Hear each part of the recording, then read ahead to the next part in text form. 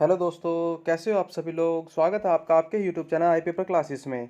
और दोस्तों, जैसे कि आप सभी लोग जानते हैं कि डेली मैं आपके लिए दोस्तों इवनिंग में कौन से दोस्तों 7 बजे आपके लिए लेके आता हूं दोस्तों किसकी जनरल साइंस की प्रैक्टिस सेट। कौन सा दोस्तों जनरल साइंस का हम प्रैक्टिस सेट करते हैं, जनरल साइंस का। ठीक है, तो आज भी दोस्तों उसी सीरीज को हम कंटिन्यू कर रहे हैं प्रीवियस ईयर क्वेश्चन पेपर के बेस्ड पर। आपके 2018 और 2016 में पूछे हुए महत्वपूर्ण प्रश्न और 2009 में दोस्तों जो आपके आए हुए थे क्वेश्चन उनके भी हाफ पे। ठीक है, तो इसमें हम टारगेट करते हैं दोस्तों आज का कम से कम आज 500 लाइक्स की दोस्तों। किसका 500 लाइक्स का हम टारगेट करते हैं दोस्तों। और नेक्स्ट जो आपका प्रैक्टिस सेट है डेली शाम को 7 बजे मिलेगा। ठीक है, तो चलिए दोस्तों, इस तरीके से हम आपका एक बार फिर से स्वागत करेंगे आईसीआर के मोस्ट इंपॉर्टेंट प्रैक्टिस चैट के साथ में। और दोस्तों मैं आपको बता दूं कि आज का जो हमारा टारगेट है वो 500 लाइक्स का है। ठीक है, तो इसमें देख भी पा रहे होंगे आप सबसे पहले आईसीआर का ये दोस्तों कौन सा पेपर है, ये लोगो है आपका आईसीआर का। ठीक है ना, भारतीय कृषि अनुसंधान परिषद, जिसमें मैंने आपको दोस्तों कल कराया था 2018 और 16 के बेस्ड का पेपर। कुछ क्वेश्चन लिए थे हमने दोस्तों उसमें से, क्योंकि सारे क्वेश्चन पेपर एक साथ कराना फिर काफ़ी लेंदी हो जाता है, इसलिए आपके लिए देके आया हूँ दोस्तों जनरल साइंस का सेकंड पेपर जो आज करा रहा हूँ। स्टूडेंट पहला पेपर मैं कल करा चुका था, जाकर देख लेना। बहुत अच्छा रेस्पॉन्स आया था। ठीक है, अच्छा भी, चलो कोई बात नहीं, जैसे भी आया था अच्छा ही लगा मेरे को तो। ठीक है ना, क्योंकि जब अगर मेरी क्लास में चाहे एक भी बच्चा जुड़ेगा ना तो वो मेरे लिए बहुत फ़ख्र होने की बात है। ठीक है ना, तो कोई बात नहीं। बाकी जैसे जो देख पा रहे हो दोस्तों, नेहा एक स्टूडेंट है, प्रियंका है, ठीक है, अभिषेक हैं, यश भाई हैं। ठीक है ना, यश भाई। तो बाकी बहुत सारे स्टूडेंट हैं जो दोस्तों पॉजिटिव कमेंट करते हैं, तो सभी भाई को मेरा तहे दिल से धन्यवाद। ठीक है, बाकी आपके दोस्तों कौन, कौशल हैं, ठीक, कौशल। और इस तरीके से आपके राहुल हैं। ठीक है, राहुल हो गया। तो काफ़ी सारे स्टूडेंट हैं जो दोस्तों पॉजिटिव कमेंट करते हैं, एकदम बढ़िया लगता है मुझे इनका दोस्तों देख कर कि ये कहते हैं कि सर आपने बहुत अच्छे तरीके से करा रहे हो, डेली प्रैक्टिस सेट लेके आया करो। तो भाई मैं आपके लिए पूरा, मैंने कहा चुका हूँ कि ऑलरेडी आई पेपर क्लासेस आपके साथ में पूरे डेडिकेशन के साथ में लगा हुआ है। ठीक है, चाहे फिर आपको वो दोस्तों जनरल साइंस ही क्यों ना हो। ठीक है ना, सॉरी, सोशल साइंस हो, ठीक है, या फिर आपकी जनरल साइंस हो, या फिर दोस्तों आपका मैथ्स हो, या फिर दोस्तों आपकी मतलब ये general science, social science, maths हो। ठीक है ना, तो जो भी आपके जितने भी सब्जेक्ट है ना स्टूडेंट, सभी के लिए हम पूरे एकदम डेडिकेशन के साथ में आपके साथ में लगे हुए हैं। ठीक है, तो ठीक है दोस्तों, तो सभी की क्लासें आपके एकदम क्या दोस्तों टाइम टू टाइम आती हैं। सुबह 7 बजे आपकी दोस्त, ओ सॉरी, सुबह 9 बजे आपकी हो जाती है सोशल साइंस। ठीक, और दोपहर में दोस्तों आपकी हो जाती है जीके की कोई भी क्लास। दोपहर में 12 बजे या फिर 11 बजे कोई भी टाइम आपको क्लासेस शेड्यूल दे दिया जाता है। मैथ्स की आपको दोस्तों शाम को डेली 6 बजे या फिर 7 बजे। ठीक है ना, तो शाम को जो है ना दोस्तों दो क्लास होती हैं, एक तो मैथ्स की होती है, आपकी जोन सब चल रहा है ये वाली क्लास होती है। ठीक है ना स्टूडेंट्स, तो ये थी। तो दोस्तों मेरी बस आपसे एक ही रिक्वेस्ट है कि आज का टारगेट हमारा 500 लाइक्स का है, वो ज़रूर कर देना। ठीक, आईसीआर टेक्नीशियन टी1 पेपर 2018-16 जनरल साइंस का ही पेपर है। अब स्टार्ट करते हैं दोस्तों सेशन को। स्टार्ट करने से पहले आपसे मेरी एक ही रिक्वेस्ट, चैनल को सब्सक्राइब ज़रूर कर लेना पल पल की अपडेट के लिए, फिर चाहे वो आपकी नोटिफिकेशन से रिलेटेड हो किसी भी तरीके की। सबसे पहला क्वेश्चन आपकी स्क्रीन पर ज़रा देखिएगा दोस्तों, इसमें क्या पूछ रहे हैं। इसमें पूछ रहा है कि वास्तविक वस्तु का आभासी प्रतिबिंब किस तरीके का बनता है, यानी कि कौन से मिरर के द्वारा आपका जो है ना दोस्तों रियल ऑब्जेक्ट फॉर्म होती है। A virtual image of a real object is formed by a mirror. Option number ए उत्तल दर्पण, कॉन्वेक्स, प्लेन यानी कि समतल दर्पण से, अवतल दर्पण से यानी कि कॉनकेव वाले जो आपका मिरर होता है उससे, या फिर इनमें से कोई नहीं, नन ऑफ द अबव। तो फास्ट मुझे कमेंट करिए इसका, बताइए दोस्तों इसमें से कौन सा हो जाएगा। इसमें से आपका हो जाएगा आपका स्टूडेंट समतल दर्पण से। कौन सा दोस्तों, समतल दर्पण से बनती है दोस्तों आपकी कौन सी इमेज, वर्चुअल इमेज। कौन सी दोस्तों, वर्चुअल इमेज बनती है आपकी समतल दर्पण से। ठीक है, और इसके बारे में दोस्तों मैं आपको बताऊं थोड़ा सा, इसके द्वारा जो प्रतिबिंब बनता है ना हमेशा दोस्तों वो बनता है सीधा। ठीक है, समतल दर्पण के द्वारा हमेशा प्रतिबिंब बनता है सीधा, याद रहेगा। समतल दर्पण के द्वारा बना प्रतिबिंब की जो दोस्तों आकृति होती है वो सीधा होती है, सीधा याद कर लो, बस इतने जो मैं कह रहा हूँ वो याद करो पहले तो। ठीक है, नेक्स्ट क्वेश्चन की ओर चलते हैं। नेक्स्ट क्वेश्चन आपकी स्क्रीन पर जरा देखिएगा, इसमें क्या कहना है स्टूडेंट। क्वेश्चन नंबर सेकंड है, इसमें क्या पूछ रहा है कि वास्तविक वस्तु का हमेशा सीधा प्रतिबिंब बनाने वाला प्रदर्पण कौन होता है। जो आपकी दोस्तों रियल इमेज होती है, रियल ऑब्जेक्ट होती है, उसका जो वास्तविक जो वस्तु होती है उसका सीधा प्रतिबिंब, यानी कि एकदम इरेक्ट इमेज बनाने का जो दोस्तों, यानी कि there is always a mirror forming is an erect image of a real object by which mirror. समतल उत्तल अवतल, समतल अवतल उत्तल अवतल, या फिर समतल उत्तल। ठीक है ना, समतल को कहते हैं प्लेन, उत्तल को कहते हैं कॉन्वेक्स, इसको कहते हैं कॉनकेव। ठीक है, तो तीनों बता दे रहा हूँ, कॉन्वेक्स, कॉनकेव, ठीक है। तो इस तरीके से एक होता है प्लेन। तो आपको मुझे बताना है इसमें से कौन सा इसका आंसर हो जाएगा। इसका आंसर हो जाएगा मेरे हिसाब से जो होना चाहिए स्टूडेंट, जिसका पहले आप थोड़ा सा कमेंट करिए मुझे फास्ट, थम्स अप कर दीजिए कि सर एकदम बेस्ट लग रहा है। थम्स अप करो बहुत फास्ट करो। समतल उत्तल, ठीक है ना, समतल उत्तल। और दोस्तों सभी के बीच में शेयर कर दो एक बार क्लास को, फास्ट शेयर करो सभी के बीच में एक बार क्लास को, बहुत जल्दी से करो, ठीक है ना। बस मैं 1 सेकंड यानी कि 5 सेकंड रुक रहा हूँ, फास्ट शेयर करो जल्दी से, ठीक है। ज़्यादा से ज़्यादा दोस्तों के बीच में अपने शेयर करो। चले आगे, आगे चलते हैं दोस्तों। आगे आप देख पा रहे होंगे क्या, क्वेश्चन नंबर थर्ड में क्या पूछा हुआ है, वास्तविक जो होता है दोस्तों प्रतिबिंब आपकी, उसकी प्रकृति किस तरीके की होती है, उसकी जो नेचर होता है वो किस तरीके का होता है। What is the nature of a real image. उल्टा होता है, सीधा होता है, सीधा और उल्टा होता है, या फिर इनमें से कोई नहीं। तो ये तो ऑप्शन खत्म ही हो गया। कौन सा होता है दोस्तों, बताइए मुझे फास्ट, कौन सा ऑप्शन होगा इसमें से। ये होगा आपका स्टूडेंट इसमें से उल्टा, यानी कि वास्तविक वस्तु की जो हमेशा प्रतिबिंब बनता है ना, वो हमेशा उल्टा बनता है, ठीक है ना, उल्टा बनता है, याद रहे। उल्टा बनाने वाला जो प्रतिबिंब होता है वो कौन सा होता है दोस्तों, आपका होता है अवतल, कॉनकेव, ठीक है। कौन सा स्टूडेंट्स, कॉनकेव मिरर, ठीक है। हो जाएगा तैयार क्वेश्चन, बहुत अच्छा था। अच्छा लगाओ सेशन को लाइक्स जरूर करना, ठीक है ना। तो चलिए दोस्तों आगे चले हम, आगे आपकी स्क्रीन पर है, इसमें देखिएगा क्या पूछ रहे हैं आपसे। वस्तु से छोटा प्रतिबिंब बनता है, क्वेश्चन नंबर 4, वस्तु से छोटा प्रतिबिंब बनता है, तो इसमें से कौन से ऑप्शन के द्वारा। Makes an image of a smaller than the object, makes an image smaller than the object, ठीक है ना। जो इमेज बनेगी वो ऑब्जेक्ट से क्या होगी, स्मॉलर होगी। कौन से दर्पण के द्वारा, कॉन्वेक्स, कॉनकेव, प्लेन, या फिर कॉन्वेक्स और कॉनकेव दोनों के द्वारा। तो बताइए, इसका ऑप्शन नंबर डी ही आंसर है, ठीक है ना।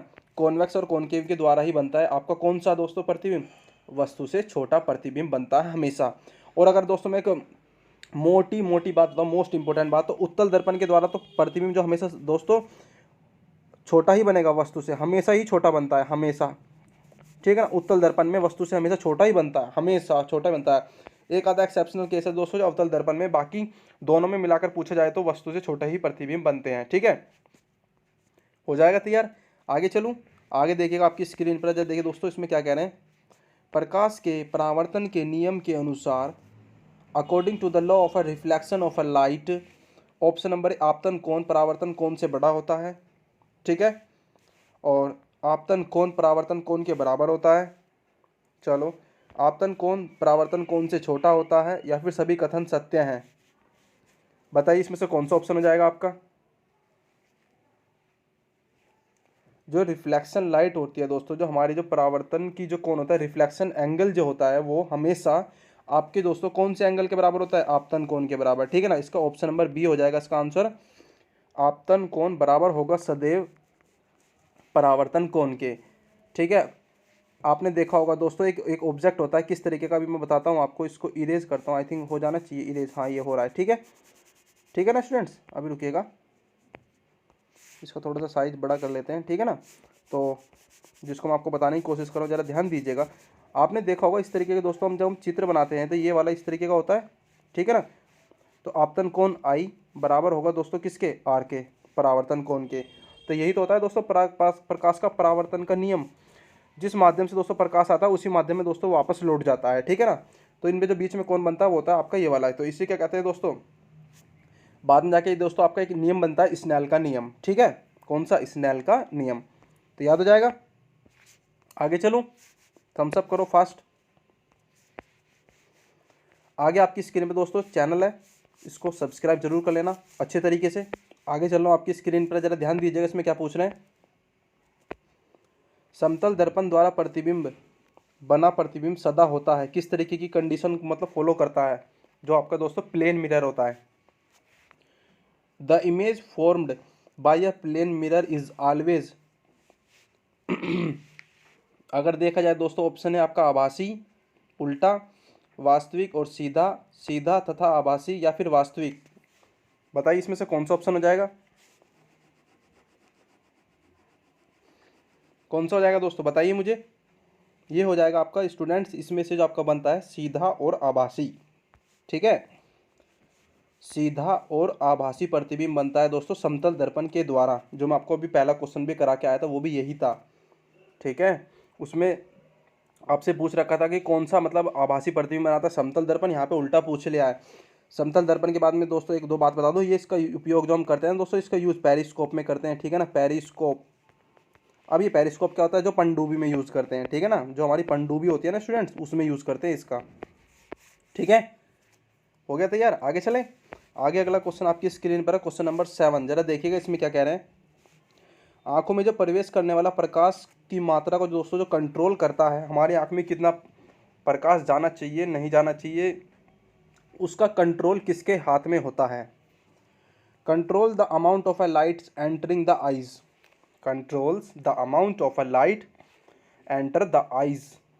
Option number A iris, option number B पुतली, फिर लेंस, फिर या कि दोस्तों जो हमारी पश्चिमी भाग की जो पेशियाँ होती हैं आंखों में वो। तो इसका आंसर मुझे फास्ट कमेंट करिए कौन सा हो जाएगा। मैं देख रहा हूँ दोस्तों आपके कमेंट्स को, मतलब कमेंट में मैं आपके धीरे धीरे पढ़ रहा हूँ क्योंकि मैं भी आपके लिए साथ में ही हूँ। ठीक है ना, तो करिए कमेंट मुझे फास्ट। इसका आपका आंसर हो जाएगा स्टूडेंट्स क्या, आइरिस, यानी कि परितारिका। कौन सा स्टूडेंट्स, परितारिका, आइरिस कहते हैं इसको इंग्लिश में। ठीक है, हो गया रेडी, तैयार। ये जो हमारी आंख होती है ना दोस्तों, उसमें जो काला या फिर नीले रंग का जो भाग होता है ना, काला या नीले रंग का जो दोस्तों भाग होता है उसको कहते हैं हम आइरिस। ठीक है, जिसमें से प्रकाश हमारी आंख में क्या करता है, प्रवेश करता है। ठीक है, हम को आंख के अपने कौन से भाग को दान करते हैं, आंख के जो होता है दोस्तों, हम कौन से भाग को दान करते हैं, कौन से भाग को हम दान करते हैं वो कमेंट करिए मुझे फास्ट कि सर हम इस वाले भाग को अपने आंखों को दान कर देते हैं। ठीक है, नेत्रदान। ठीक, आगे चलेगा। आगे अपनी स्क्रीन पर जरा देख पा रहे हैं दोस्तों, कौन सा क्वेश्चन नंबर 8 है। इसमें क्या पूछ रहे हैं, सूर्योदय और सूर्यास्त के समय जो सूर्य का जो पार्ट होता है वो हमें गोल दिखाई देता है, उसका कारण क्या है। ठीक है, जो वो गोल दिखता है, क्या वो वाकई में ही गोल दिखता है या फिर गोलाकार दिखता है, फिर घनाकार, ठीक है, या फिर अंडाकार या फिर चपटा। तो इसमें ऑप्शन आपकी स्क्रीन पर है, sun appears in the round at sunrise and sunset. बताइए मुझे फास्ट इसमें से कौन सा है, गोलाकार आपका यानी कि घनाकार, या फिर अंडाकार, या फिर दोस्तों चपटा। तो इसमें से मेरे हिसाब से आपका जो आंसर हो जाएगा ना दोस्तों, वो हो जाएगा आपके ऑप्शन नंबर डी, चपटा। ठीक है, ये अजीब गरीब क्वेश्चन है पर आपके लिए मोस्ट इंपॉर्टेंट है, क्योंकि आपकी दोस्तों कौन सी प्रकाश की परिकिरण की घटना पर, कौन सा स्टूडेंट्स, प्रकाश की परिकिरण की घटना पर ये आपका क्या है, आधारित है। ठीक है, जो आपका सूर्योदय और सूर्यास्त होता है और उसके बाद में जो दोस्तों वो रेड कलर का दिखाई देता है ना वो, ठीक है, प्रकाश की परिकिरण की घटना। ठीक है ना स्टूडेंट्स, हो जाएगा तैयार। आगे चलें, आगे चलते हैं स्टूडेंट्स। क्वेश्चन नंबर 9 था आपकी स्क्रीन पर, जरा देखिएगा इसमें क्या पूछा हुआ है। इस बार थोड़ा सा कलर को चेंज कर लेते हैं क्योंकि अलग अलग मोटिवेशन में अलग अलग होगा तो अच्छा लगेगा। यदि दर्पण में बना प्रतिबिंब हमेशा सीधा चलो, आकार में वस्तु से बड़ा चलो, तो दर्पण कौन सा है। बहुत अच्छा क्वेश्चन पूछा है, जरा देखिएगा।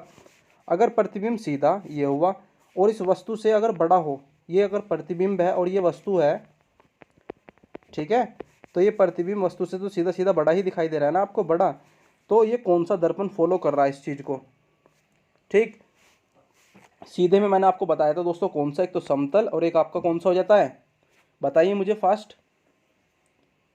एक हो जाता है स्टूडेंट्स उत्तल। ठीक है, तो इसमें से आपका कौन सा आंसर हो जाएगा 9th नंबर में, इसमें हो जाएगा आपका ऑप्शन नंबर सी, समतल। ठीक है, प्लेन, कौन सा, प्लेन वाला। ठीक है, तो समतल दर्पण एक इस तरीके का प्रतिबिंब है जो दोस्तों क्या करता है, हमेशा सीधा बनता है और वस्तु के आकार से थोड़ा सा बड़ा बनता है। ये एक्सेप्शनल केस है जो मैं आपको बता रहा था पहले से। ठीक है, if the image of a form in the mirror of always erect equal and in the size of a object then the mirror is plane mirror. ठीक, नेक्स्ट चलें क्वेश्चन की ओर। नेक्स्ट आपकी स्क्रीन पर जरा देखिएगा क्वेश्चन नंबर 10। क्वेश्चन थोड़े से आपके प्रकाश से ज़्यादा रिलेटेड ले लिए फिजिक्स में, तो इसी वजह से दोस्तों ज़्यादा अपना एकदम इधर उधर ना होने की कोशिश करें, पेशेंस रखिए। क्वेश्चन आपके एग्जाम में इसी तरीके के ही आएंगे। जरा ध्यान देना, इस क्वेश्चन का आंसर दो मुझे फास्ट। समतल दर्पण के द्वारा प्रतिबिंब बनता है, किस तरीके का बनता है, जरा बताना मुझे। ये क्वेश्चन रिपीट हो गया है, ठीक है, बताओ मुझे आप फास्ट। ठीक है ना। चलो इस क्वेश्चन का आंसर आप ही दो मुझे, किस तरीके का बनता है, ठीक है ना। समतल दर्पण के द्वारा जो प्रतिबिंब बनता है, the image formed by a plane mirror is real, imaginary, या फिर कौन सी दोस्तों, उल्टा, यानी कि आपका कौन सा दोस्तों, इरिवर्सिबल हो जाएगा। ठीक है, ये तो ऑप्शन नंबर सी तो है ही, डी तो है ही नहीं। तो कमेंट कर देना फास्ट मुझे क्वेश्चन नंबर 10 का आंसर, 10 करके लिख देना कि सर बी है या फिर सी है, जो भी है। ठीक है, आगे चल रहा हूँ। 11th नंबर का क्वेश्चन आपकी स्क्रीन पर जरा ध्यान दीजिएगा, इसमें क्या पूछ रखा है क्वेश्चन में। ठीक, क्वेश्चन नंबर 11 है, लिटमस रंजक बैंगनी रंग का होता है। चलो, जो निकाला जाता है, जो निकला नहीं, निकाला जाता है, ठीक है ना, किससे। The litmus pigment is a purple in colour of a which is extract from, Lal, lichen, पत्ता गोभी, हल्दी, या फिर पेंटूनिया फल से। कौन से दोस्तों, ये आपका लाल या फिर लाइकेन, किससे स्टूडेंट्स, तो ये निकाला जाता है आपका लाइकेन से। जो लिचेन होता है दोस्तों, लाइकेन होता है, काई के तौर पे होता है ना दोस्तों, एक काई के तौर पे, LICHEN, लिकेन, ठीक है ना। तो उसके फॉर्म में निकाला जाता है कौन सा, लिटमस रंजक बैंगनी रंग का जो होता है वो हमारा इससे निकलता है। जो लाइकेन है दोस्तों, किसके आने के मीडिएटर है, ये आपका दोस्तों क्या है, एक तो कवक यानी कि फंगई, और दोस्तों आपका कौन सा दूसरा, शैवाल। ठीक है, तो कवक और शैवाल के मिड में दोस्तों काम करता है वो आपका लाइकेन ही है, जो इस तरीके की कंडीशन को क्या करता है, फॉलो अप करता है। ठीक है ना, आया समझ में। कवक और शैवाल के बीच में जो मध्यस्थता या दोस्तों इन दोनों से जो बनने वाली वस्तु है या फिर चीज़ है, वो कौन सी, आपकी लाइकेन है। क्वेश्चन मोस्ट इंपोर्टेंट, आपके SSC के एग्जाम में दोस्तों हजारों बार पूछा हुआ है ये वाला। ठीक, आगे चले। अगला क्वेश्चन आपकी स्क्रीन पर है, जरा ध्यान दीजिएगा। क्वेश्चन नंबर 12, शुष्क बुझा हुआ चूना, ठीक है, क्लोरीन गैस के साथ जब इसकी रिएक्शन कराई जाती है तो इसमें से कौन सा पदार्थ बनता है।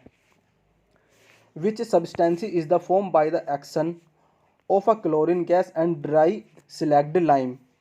मतलब दोस्तों हम क्या कि कौन कौन से सब्सटेंसेस का यूज़ करके इसमें से कौन सी जो क्या कि मेटल बनाया जा सकता है, मतलब पदार्थ जो बनाया जा सकता है, सब्सटेंसेस कौन से जो क्लोरीन गैस और ड्राई सिलेक्ड लाइम के यूज़ करके कौन सा बनाया जा सकता है दोस्तों, आपका CaO प्लस Cl2। ये होता है आपका दोस्तों कौन सा, विरंजक चूर्ण। कौन सा स्टूडेंट्स, विरंजक चूर्ण, जिसकी हेल्प से क्या बनता है, विरंजक चूर्ण बनता है, शुष्क बुझा हुआ चूना और सिलेक्ट लाइम का यूज करके। ठीक है, आया समझ में। आगे चलें, आगे आपकी स्क्रीन पर है क्वेश्चन नंबर 13, इसमें देखिएगा क्या पूछा हुआ है स्टूडेंट। चलें आगे दोस्तों, तो आपकी स्क्रीन पर आ गया क्वेश्चन नंबर 13। क्वेश्चन नंबर 13 में क्या पूछ रहे हैं कि जो आपकी जो दोस्तों टर्मरिक होती है, ठीक है, और लिटमस पेपर होता है हमारा, यदि इन दोनों को अगर देखा जाए तो किस प्रकार के हमारे इंडिकेटर के रूप में यूज़ किया जाता है इनका।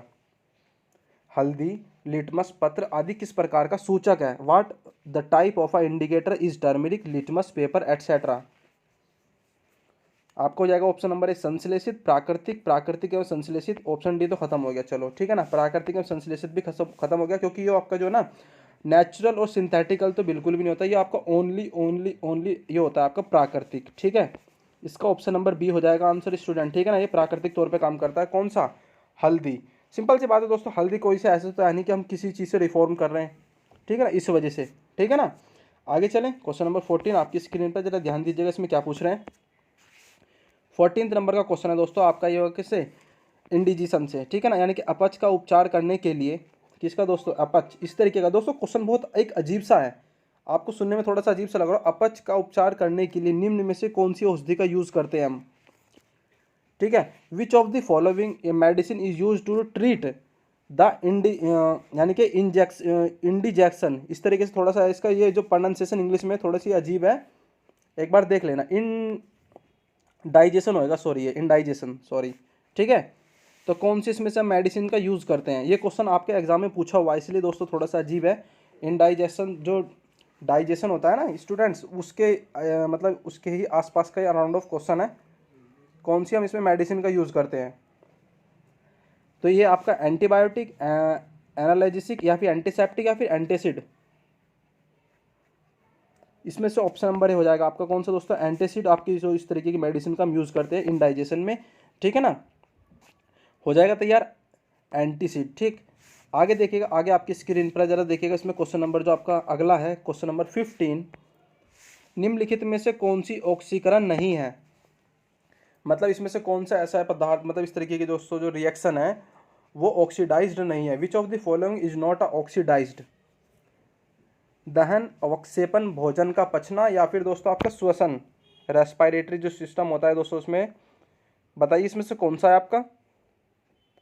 ठीक है, बताओ बहुत फास्ट। चलो इस क्वेश्चन का आप कमेंट करो मुझे आंसर, ठीक है ना। एक क्वेश्चन मैं आपके लिए दोस्तों दे रहा हूँ, इस क्वेश्चन का आप मुझे कमेंट करो फास्ट। ठीक, चलो नेक्स्ट आपकी स्क्रीन पर जरा देखिएगा, 16 नंबर का क्वेश्चन है। ठीक है, इसमें क्या पूछा हुआ है आपसे, 16 नंबर का क्वेश्चन, प्राकृतिक गैस का दहन किस प्रकार का रासायनिक अभिक्रिया है। जो दोस्तों हमारी नेचुरल गैस जो होती है उसका जो दोस्तों हम क्या करते हैं, एक कंबनसेशन करते हैं, तो वो किस तरीके की रिएक्शन है। What is the type of a chemical reaction is the combustion, ठीक है ना, ऑफ अ नेचुरल गैस। कौन सी है स्टूडेंट्स, इसमें से देख पा रहे हो आपकी स्क्रीन पर 4 ऑप्शन मैंने आपको दे रखे हैं। अच्छे क्वेश्चन है, थोड़े से हाई लेवल के क्वेश्चन है आपके दोस्तों जो आज मैं करा रहा हूँ, ठीक है ना। आपको लग भी रहा होगा हर क्वेश्चन एक थोड़ा सा अजीब सा लग रहा होगा, पर यही क्वेश्चन है जो आपके एग्जाम में आते हैं बार बार। ठीक है, तो बताइए, संयोजन अभिक्रिया, अपघटन अभिक्रिया, ऊष्माक्षेपी अभिक्रिया या फिर दोस्तों विघटन अभिक्रिया। तो बताइए इसमें से कौन सा ऑप्शन हो जाएगा आपका। इसमें से जो मेरे हिसाब से आपका है दोस्तों ऊष्माक्षेपी अभिक्रिया, ठीक है ना। ऊष्माक्षेपी अभिक्रिया एक ऐसी अभिक्रिया जो दोस्तों जिसमें क्या होता है कि वो ऊष्मा को जो है ना, जो आपकी हीट होती है उसको किसके रूप में लेते हैं, एनर्जी की फॉर्म में लेते हैं स्टूडेंट्स। किसकी फॉर्म में, एनर्जी की फॉर्म में लेते हैं। वो उसको कहते हैं हम कौन सी, एक्जोथर्मिक रिएक्शन, ठीक है ना। एक्जोथर्मिक रिएक्शन कहलाती है ये हमारी, जो हम हीट को या ऊष्मा को ऊर्जा के रूप में यानी कि अपनी तरफ क्या करते हैं, ग्रहण करते हैं, फिर प्राप्त करते हैं। ठीक, ऊष्मा क्षेपी अभिक्रिया होती है दोस्तों। एक और होती है हमारी, इसके विपरीत काम करती है, वो होती है आपकी एंडोथर्मिक। कौन सी, एंडोथर्मिक होती है रिएक्शन। उसमें क्या होता है स्टूडेंट्स, एंडोथर्मिक में यानी कि इसे कहते हैं हम हिंदी में ऊष्मा शायद छेपी, ऊष्मा छेपी, ऊष्मा शोषी, सॉरी ऊष्मा शोषी होती है स्टूडेंट्स, ये वाली जो रिएक्शन होती है। इसमें क्या होता है दोस्तों, जो आपकी हीट होती है ये उसको शोषण करने का काम करती है। जो हमारी जो हीट एनर्जी होती है ना दोस्तों, उसको हीट एनर्जी को क्या करती है, एक्सो करती है। मतलब दोस्तों क्या उसको करती है, मतलब एंडो यानी कि अपने अंदर यानी कि क्या करती है, उसको शोषित करती है। ठीक है, चलिए स्टूडेंट्स चलते हैं क्वेश्चन नंबर 17 क्यों ना, आपकी स्क्रीन पर है क्वेश्चन नंबर 17।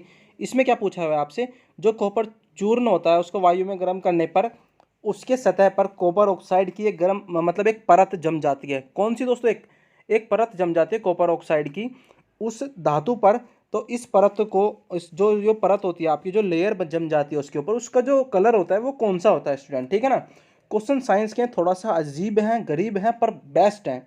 ठीक है, when a copper powder in a heated air, a layer of a copper oxide is deposited in मतलब on its surface, उसकी सरफेस पर दोस्तों एक कॉपर ऑक्साइड की परत जम जाती है। उसका जो कलर होता है वो कौन सा होता है। What is the colour of a layer, black, white, yellow या ग्रे।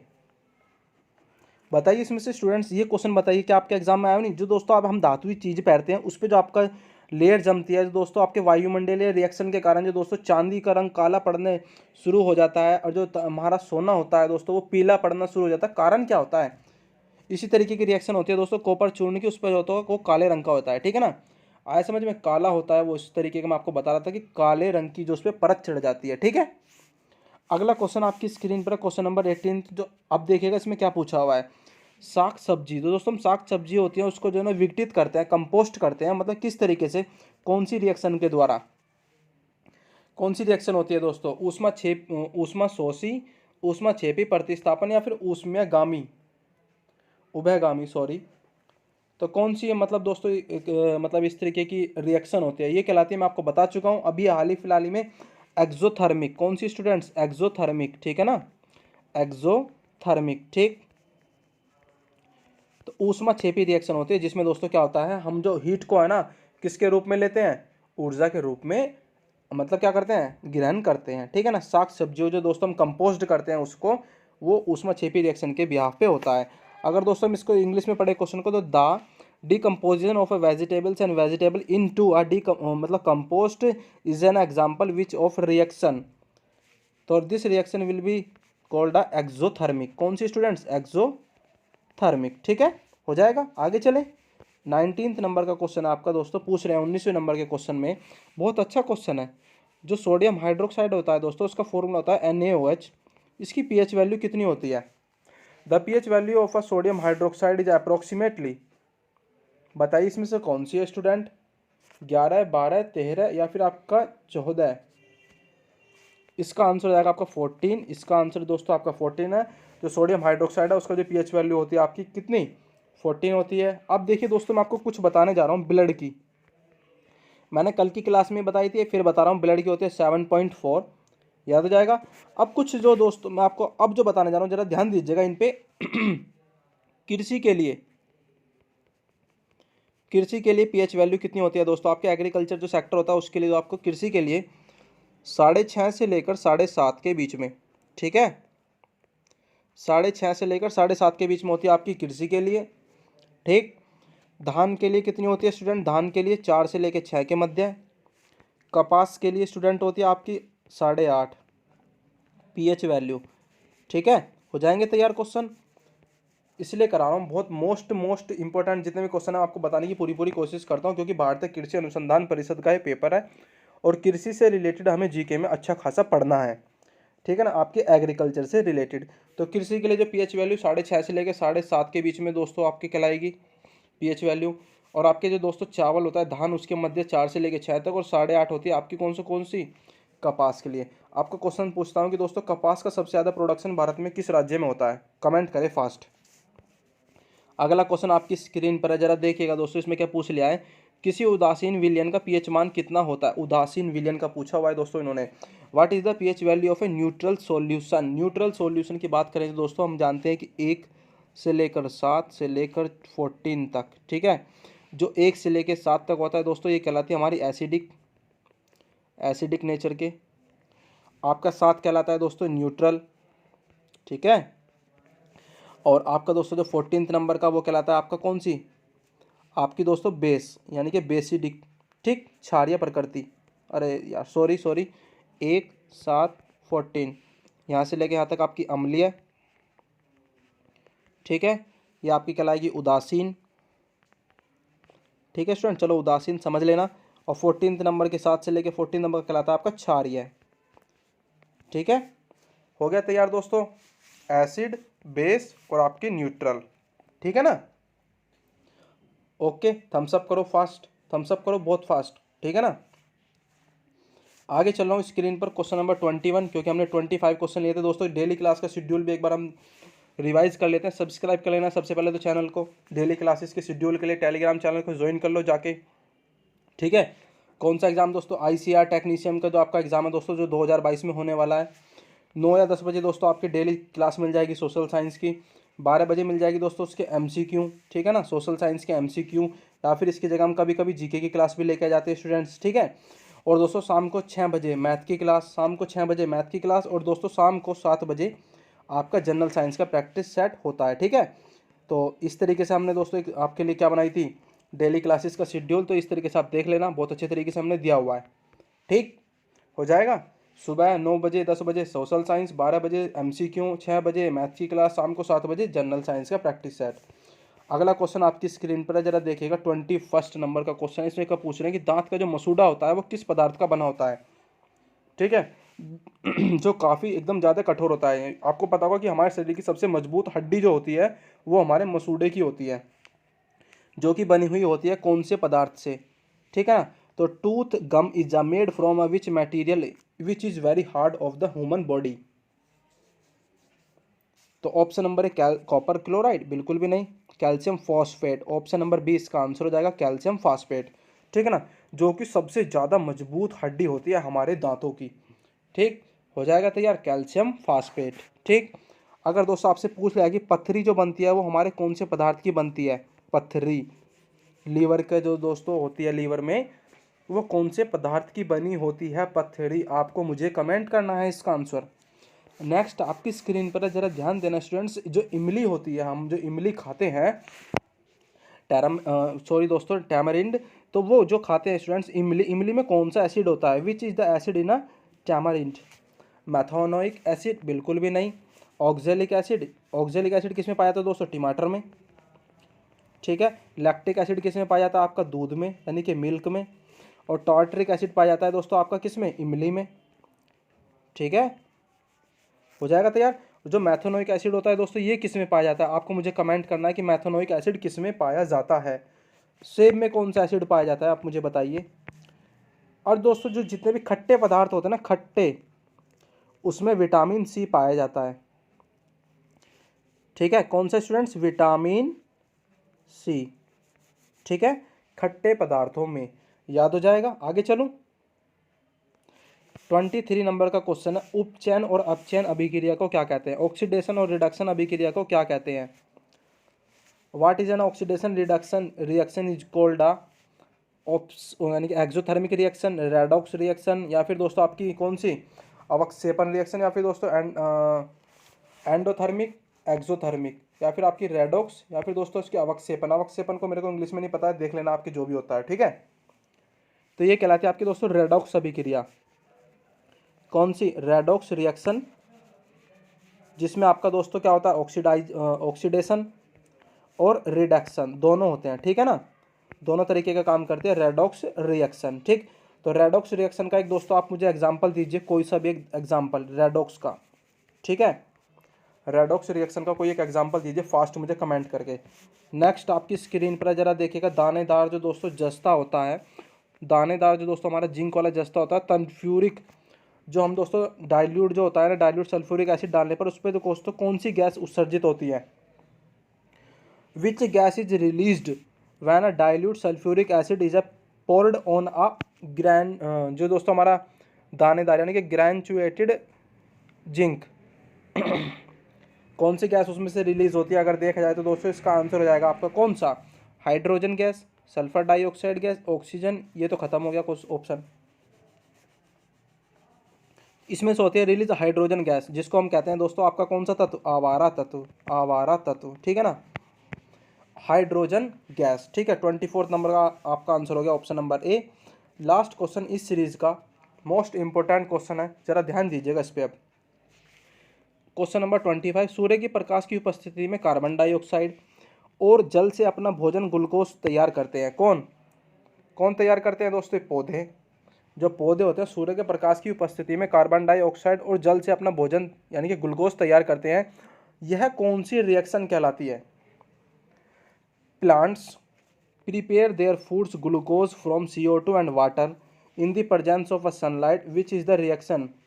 तो सिंपल सी बात है, ये तो बहुत आसान क्वेश्चन है आपका, जो लाइट्स में काम हो रहा था लाइट रिएक्शन ही कहलाती है आपकी।